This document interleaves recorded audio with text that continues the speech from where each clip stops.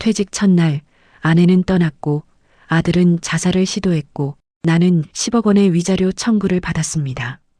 그런데 이 모든 게 사실이었습니다. 잠깐 뭐라고? 이게 무슨 말인가 싶을 텐데 끝까지 들어주세요. 이 이야기는 지금부터 당신이 경험할 가장 극적인 감정 소용돌이에 관한 거예요. 당신이 아는 배신감과는 다를 수도 있습니다. 왜냐하면 이건 단순한 가족 갈등이 아니기 때문입니다. 이건 한 남자가 40년을 일하고 정년을 맞이했을 때 자신의 모든 것이 무너지는 순간부터 시작되는 이야기입니다. 아무 말도 안 했어요. 아무도 알아주지 않았어요. 40년을 회사에 바쳤는데 퇴직식에 참석한 임원은 딱 한 명이었습니다. 심지어 그 임원은 내 이름도 틀렸어요. 김철수 부장님 고생하셨습니다라며 악수를 건넸는데 내 이름은 박철수였습니다. 40년인데 이름도 모른다고? 그 순간 내 모든 것이 무너진 느낌이었어요. 마치 내가 40년간 존재하지 않았던 사람처럼 느껴졌습니다. 내가 했던 모든 일, 내가 바친 모든 시간, 내가 포기한 모든 것들이 한순간에 무의미해졌어요. 하지만 이건 시작일 뿐이었습니다. 진짜 악몽은 집에 들어가서 시작됐거든요. 퇴직금을 손에 쥔 그날 드디어 자유를 얻었다고 생각했어요. 이제 아내와 함께 시간을 보낼 수 있겠다. 자식들과 진정한 대화도 할 수 있겠다라고 생각했습니다. 그렇게 꿈꾸며 집에 돌아갔어요. 그런데 집에 들어가니 아내가 해놓은 밥도 없었어요. 신발장엔 아내의 신발이 사라져 있었습니다. 식탁에는 포스트잇이 붙어 있었어요. 아버지, 엄마 몰래 쓴 돈 때문에 미안해요라고 쓰인 막내 아들의 글. 손글씨가 떨리고 있었어요. 마치 손이 떨리면서 쓴 것처럼요. 그 아래엔 아내의 메모가 있었습니다. 여기서 제 손가락도 떨립니다. 당신 때문에 우리 아들들이 망쳤어요. 아버지 사업 도와주고, 엄마 병원비 내고, 형 빚 갚아주고, 우리 집이 은행이라고 생각했어요. 당신은 일만 하고 우리는 누가 돌봐줬습니까? 나는 40년을 당신을 기다렸어요. 당신이 회사에서 돌아올 때까지 밥을 시켜가며 기다렸어요. 아이들 숙제도 봐주고 학교 행사도 혼자 다녔어요. 당신은 우리 딸 생일이 언제인지도 모르잖아요. 당신은 우리 아들 대학 입시 때도 옆에 없었어요. 이제 그만하고 싶어요. 내가 누구냐고 생각해 본 적도 없으면서 당신에게 나는 밥 해주는 기계, 아이들 챙기는 기계였을 뿐이에요. 더 이상 못 살겠어요 라고 썼어요. 아내는 어디 갔나 싶어서 옆방으로 갔어요. 우리 딸이 있는 방이었어요. 딸은 곧 결혼을 하거든요. 원래 결혼식이 한 달 앞으로 다가와 있었어요. 결혼식 준비로 바쁠 시간인데 딸의 표정이 심상치 않았어요. 딸 눈엔 눈물이 맺혀 있었거든요. 아버지가 퇴직했다는 뉴스를 듣고도 기뻐하지 않는 딸. 그게 뭔가 이상했어요. 아빠 왔어? 라고 물었을 때 딸의 목소리가 흔들렸어요. 마치 무언가 견디기 힘든 것을 참고 있는 그런 목소리였습니다. 엄마가 혼자 여행 떠나셨어요. 아버지, 이제 우리도 우리 인생 살아야 해요. 아버지는 아버지 인생을 사셨잖아요 라고 했어요. 그 말이 얼마나 날카로웠는지. 딸이 아버지 인생을 사셨잖아요 라는 말이 내 가슴을 관통했습니다. 40년을 일했는데 내 가족은 나를 필요로 하지 않았던 거예요. 내가 없어도 그들은 잘 살아왔던 거고 이제 나는 그들의 인생에서도 필요 없는 존재였던 거야. 그 깨달음이 얼마나 처절했는지. 그 다음 일주일이 지옥이었어요. 말 그대로 지옥입니다. 내가 경험한 어떤 고통보다도 더 큰 절망이었어요. 아내는 돌아오지 않았습니다. 하루가 지났어요. 이틀이 지났어요. 사흘이 지났어요. 닷새, 엿새. 시간이 이렇게 길 수 있다는 걸 처음 알았습니다. 매 시간이 마치 하루처럼 느껴졌어요. 휴대폰도 받지 않았어요. 처음엔 아내가 화풀이 때문에 나간 거라고 생각했어요. 아, 잠깐 도시 가서 쇼핑하다가 올 거겠지. 남편의 퇴직식이 초라했으니까 화가 났을 수도 있지라고 생각했어요. 하지만 2, 3일이 지나면서 뭔가 이상하다는 걸 깨달았습니다. 아내는 내 전화를 받지 않았어요. 문자도 그렇고요. 처음엔 한 번, 두 번, 10번씩 전화를 했습니다. 하지만 답은 없었어요. 딸에게 물었어요. 엄마 어디 간 거야? 언제 돌아와? 딸은 말을 못했어요. 그 표정만으로도 알 수 있었습니다. 뭔가 크다는 것을요. 뭔가 평소와 다르다는 것을요. 뭔가 심각하다는 것을요. 그렇게 하루가 더 지났어요. 큰 아들이 전화를 했는데 그 목소리가 떨리고 있었어요. 목소리만으로도 경고음이 울렸어요. 마치 누군가 이 순간을 오래 기다렸던 것처럼 미안함과 동정이 섞인 목소리였습니다. 아버지, 엄마가 아버지와 이혼 절차를 밟으려고 해요. 이미 변호사까지 만났대요라고 했어요. 그 말을 듣는 순간 세상이 멈췄습니다. 이혼? 그 말이 40년을 함께 했는데 이혼? 내 귀가 잘못 들었나 싶었어요. 뭐라고? 다시 말해봐. 뭐라고 했어? 라고 했을 때도 큰 아들은 같은 말을 반복했습니다. 이혼이에요. 아버지, 엄마가 정말 이혼하려고 해요. 이미 서류도 준비하고 있대요라고 했어요. 내 가슴이 철렁했습니다. 마치 땅에 떨어지는 느낌이었어요. 건물이 무너지는 것 같은 그런 느낌이었습니다. 40년이라는 시간이 순식간에 사라지는 것 같았어요. 우리가 함께 겪은 모든 추억들이, 모든 순간들이 마치 거짓인 것처럼 느껴졌습니다. 그 다음날 집에 배달된 것은 이혼 청구장이었어요. 법원 소장과 함께요. 봉투를 뜯는 손이 떨렸습니다. 생애 처음 떨리는 손으로 그 종이를 펼쳤어요. 거기에 쓰여 있던 말들은 내 영혼을 빼앗아갔습니다. 피해자 측에서 청구하는 위자료 5억 원, 배우자 부정행위 관련 위자료 3억 원, 혼인 파탄으로 인한 정신적 손해배상 2억 원, 총 10억 원입니다. 10억 원, 퇴직금이 얼마인데요? 2억 5천만 원이었어요. 내가 40년을 일해서 받은 모든 돈이 2억 5천만 원이었는데 위자료는 10억 원? 그리고 뭐라고? 부정행위? 부정행위라니? 난 한 번도 다른 여자를 만난 적도 없는데 40년을 한 직장에서 일했으니까 내 행적이 다 있어요. 나는 어디 갔나요? 회사와 집. 회사와 집을 오갔어요. 휴가는 회사 때문에 포기했고 주말도 야근했고 심지어 명절도 회사 때문에 쉬지 못했어요. 내가 언제 부정행위를 했습니까? 그 순간 아내에게서 문자가 왔어요. 손가락이 떨리면서 읽었어요. 화면이 흔들렸어요. 당신이 지난 10년을 얼마나 혼자 살았는지 아세요? 당신이 집에 와도 나는 혼자였어요.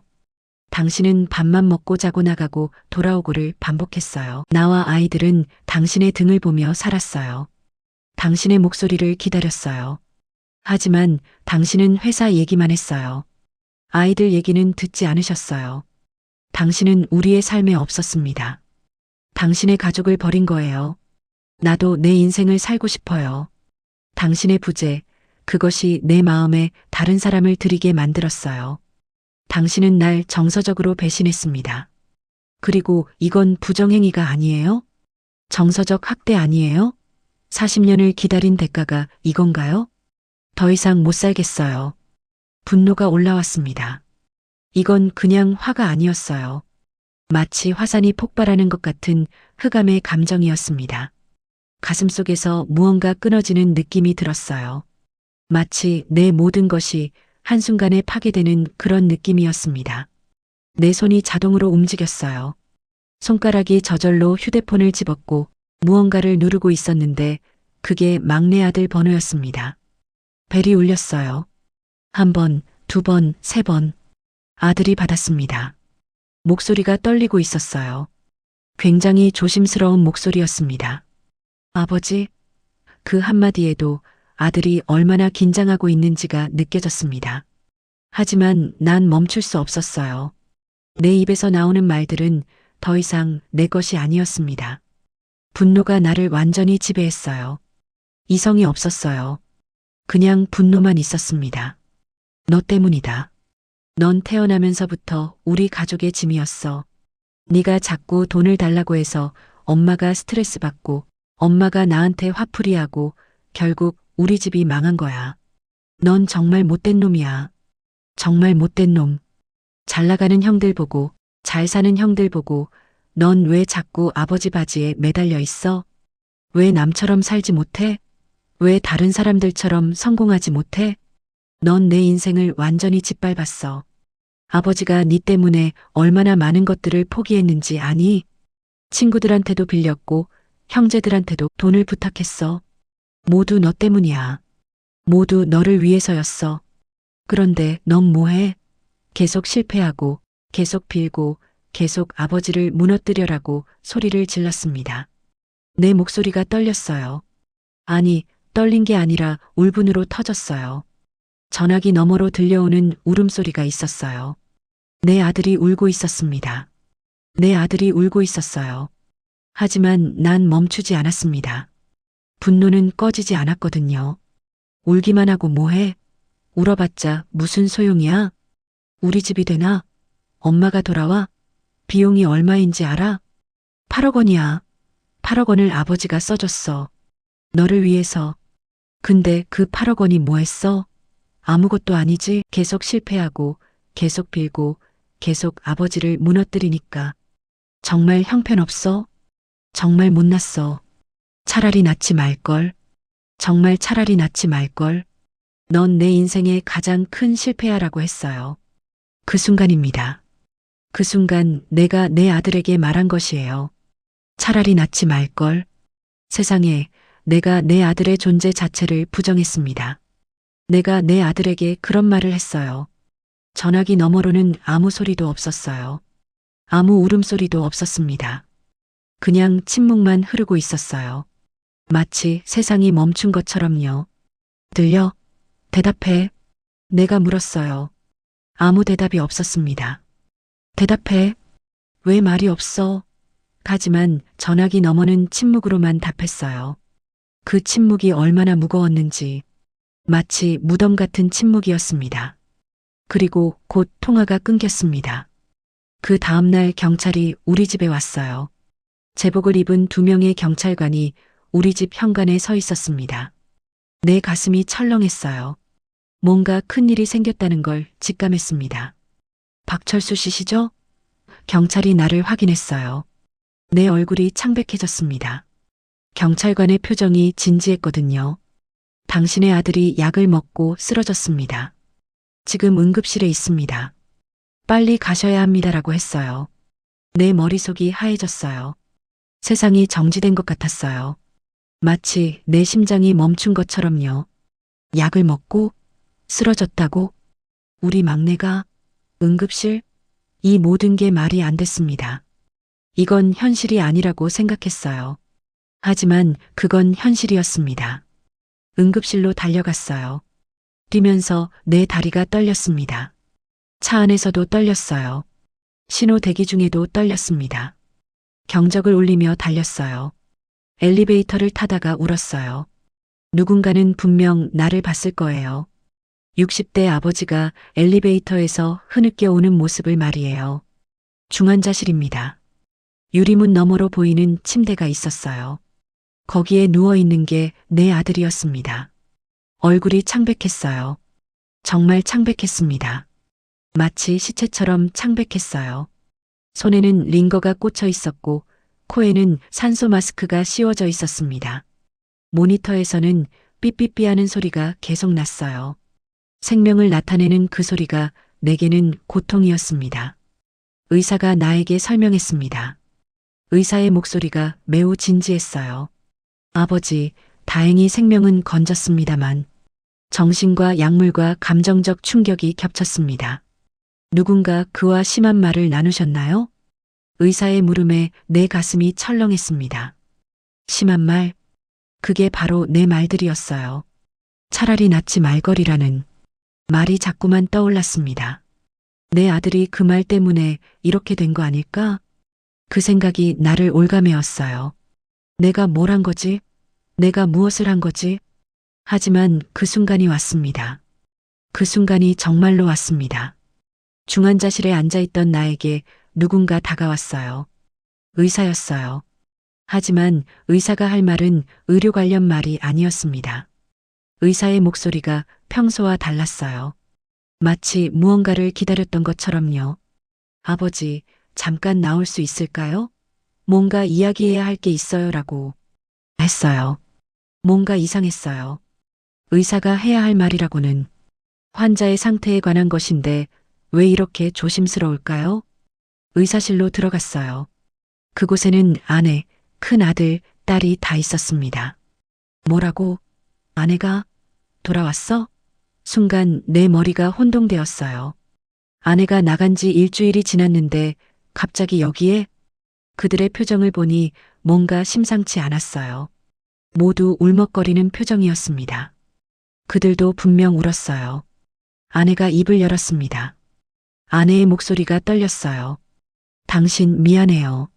근데 우리가 한 일을 설명해야겠어요. 당신이 죽기 전에 말해야 할 것 같아라고 했어요. 여기서 당신이 알아야 할 중요한 것이 있습니다. 이 순간이 바로 그 순간입니다. 이혼 청구장은 없었어요. 변호사도 없었어요.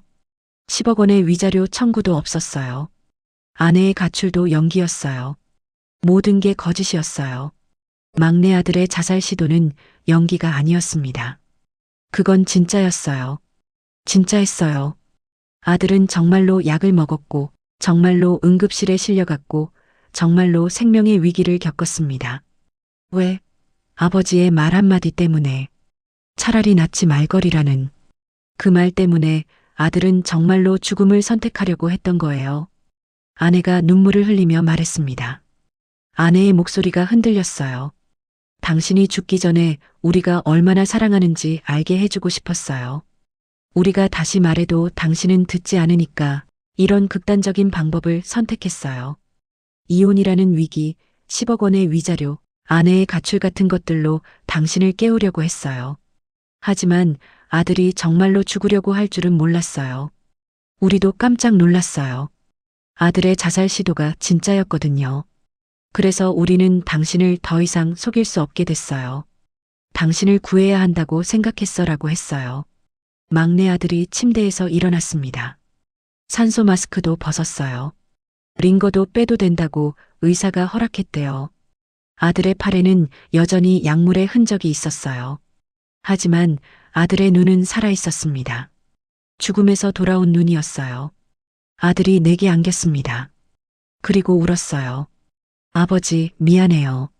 내가 진짜 약을 먹을 줄은 몰랐어. 그냥 위협이라고 생각했는데 정말로 먹었어. 내가 왜 그랬는지도 몰라. 아버지 목소리를 듣는데 아버지가 나를 필요 없다고 했는데 그게 너무 힘들었어. 아버지, 미안해요. 근데 아버지도 알아야 했어요. 우리가 얼마나 당신을 원했는지. 그래서 엄마, 형, 누나가 함께 이런 계획을 만들었어. 우리는 아버지를 죽이고 싶지 않았어. 아버지를 살리고 싶었어라고 울먹거렸습니다. 내가 울었어요. 60대 아버지가 자기 아들 품에서 흐느껴 울었습니다. 큰 아들도 다가와서 나를 안았어요. 딸도 내게 안겼습니다. 아내도 우리를 안았어요. 우리 가족이 병실 한 구석에서 모두 울고 있었습니다. 병실 전체가 눈물로 젖어 있었어요. 그 순간 깨달았습니다. 내가 생각한 모든 게 거짓이었다는 걸. 내가 포기한 모든 것들이 사실은 가장 중요한 것들이었다는 걸. 내가 일이라고 생각했던 것 앞에 빼앗긴 것이 뭐였는지를 이제야 알았습니다. 그 다음부터는 달라졌어요. 정말 모든 게 달라졌습니다. 아내는 돌아왔고 아들은 살았고 가족은 함께였어요. 하지만 가장 큰 변화는 내 마음이었습니다. 내 영혼이 깨어났거든요. 40년을 죽은 채로 살다가 겨우 60대에 깨어난 거예요. 나는 휴대폰을 들었어요. 업무 메일을 전부 삭제했습니다. 퇴직 후 회사 사람들이 보낸 모든 메일을 지웠어요. 그리고 가족 그룹 채팅을 열었어요. 그리고 썼습니다.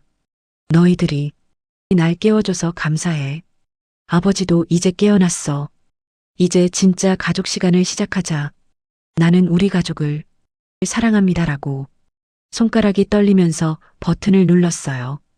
그 메시지가 전송되는 순간 뭔가가 내 안에서 변했어요. 매일 아침 아내와 손을 맞잡고 산책을 나갔습니다. 우리 동네를 한 바퀴 도는데 1시간이 걸렸어요.